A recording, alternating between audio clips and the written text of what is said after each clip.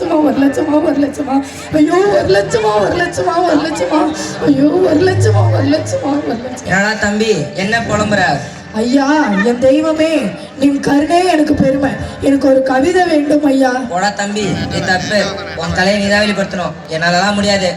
ஐயா ராசா எசமானே, லட்சம் 1 லட்சம் என் கஷ்டம்லாம் போயிடும் ஐயா. நீங்க இஷ்டப்பட்டா சாமி எனக்காக. காட்சி 2 களம் கவிமன்றம். ஆசிரியர் கூடவே மாணவன் வீட்டிற்கு பின்தொடர்கிறான். ஐயா சாமி ராசா ஐயோ எசமானே.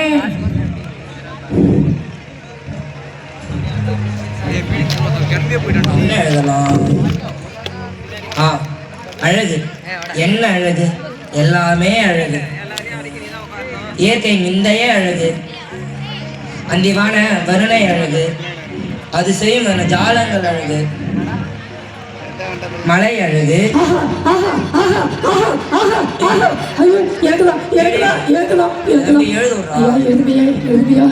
அதிலோடு மான் அழகு.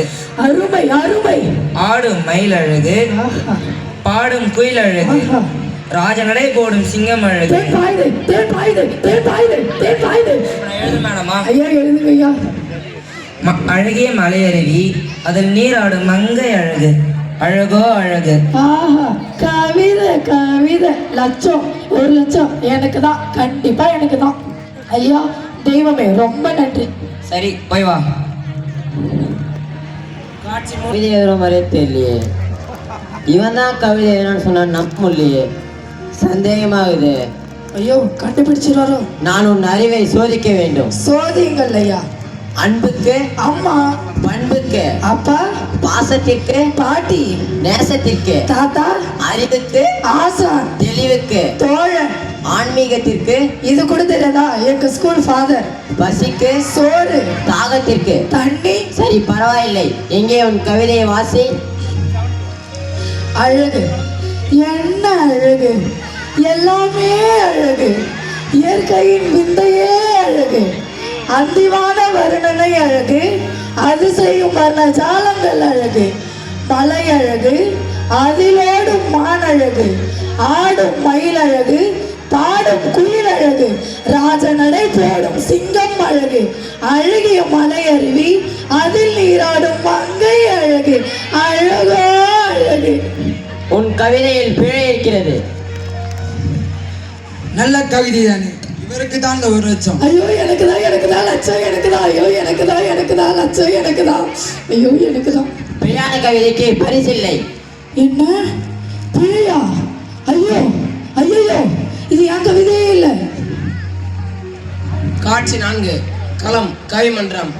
கதை மாந்தர். சொந்தக்காரன், என் கவிதையில் என்ன பிழை கண்டீர்? அந்த கவிதையே பிழைதான். என்ன பிழையா? சொல்லிலா, எழுத்திலா, ஓசையிலா, இல்லை பொருள் பிழையா? ஆம், பொறுப்பிழை இருக்கிறது. என்ன பொருள் பிழை கண்டீர்? பெண்ணை அழகு என்று கூறினீர்களே, அதுதான் பிழை. பெண்ணு அழகுதானே, அது எப்படி பிழையாக முடியும்? இல்லை, பெண்ணும் அழகுதான், ஆனால் ஆண்கள் அளவிற்கு அழகில்லை. எப்படி கூறுகிறீர்? நீதான் உன் கவிதையில் மான் அழகு, மயில் அழகு, சிங்கம் அழகு, குயில் அழகு என்று கூறினீர். நன்றாக யோசித்து பாருங்கள். அந்த விலங்கு பறவை இனங்களில் ஆண் இனம்தான் அழகாக இருக்கும். அப்படி இருக்க பெண்கள் எப்படி அழகாக இருக்க முடியும்? நம் முன்னோர்கள் தன் கவிதையில் பெண்களை தானே அழகு என்று வர்ணனை செய்துள்ளார்கள். அப்படி இருக்க எப்படி ஆண்கள் அழகாக இருக்க முடியும்? நீ சொல்வது சரிதான். நம் முன்னோர்களில் ஆண் கவிஞர்களே அதிகம் இருந்தனர். அவர்கள் பெண்களை தானே அதிகம் வர்ணனை செய்ய முடியும். இந்த விளக்கம் போதாது. நீ என்ன கூறினாலும் சரி, பெண்கள் தான் அழகு. இல்லையப்பா, இன்னும் விளக்கம் தருகிறேன், கேளுங்கள். பெண்கள் தங்கள் கூந்தலை நீளமாக வளர்த்து அதில் வாசனை திரவியங்களோடு புத்தி சூடுகிறார்கள்.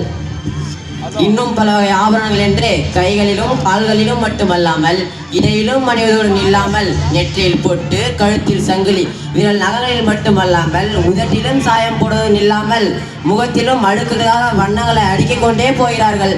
இப்படி பல அணிகள் அணிவதால் பெண்கள் அழகு என்று தான் சொல்வீர்கள். நீ என்ன கூறினாலும் சரி, பெண்கள் தான் அழகு. இல்லையப்பா, அவர்களும் ஆண்களைப் போலவே ஆபரணங்கள் அணியவில்லை என்றால் தெரியும் யார் அழகு என்று. உன் கவிதை பிழைதான். கோபத்துடன் கையில் கோலை எடுத்துக்கொண்டு வணக்கம் சார், நீ தமிழாசிரியர் என்றாலும் குற்றம் குற்றமே. கடுமையான சினத்துடன் கையில் கோலை ஓங்குகிறார். என்ன குற்றமா? உன் கோலால் நெற்றி பொட்டை உடைத்து அதில் குருதி வழிந்து நான் மயக்கிட்டாலும் சரி, குற்றம் குற்றமே. சரி, பரவாயில்லை.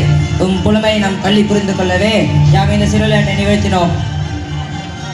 இதனால் இன்று முதல் பெண்கள் தங்களை அழகு இல்லை என்று நினைத்து கொள்ள வேண்டாம். ஆண்களும் அழகுதான், பெண்களும் அழகுதான். அழகு என்பது வெளித்தோற்றம் அல்ல, அவரவர் மனதை பொறுத்தது. முடிந்தவரை மனதை அழகாக வைத்துக் கொள்வோம். நன்றி.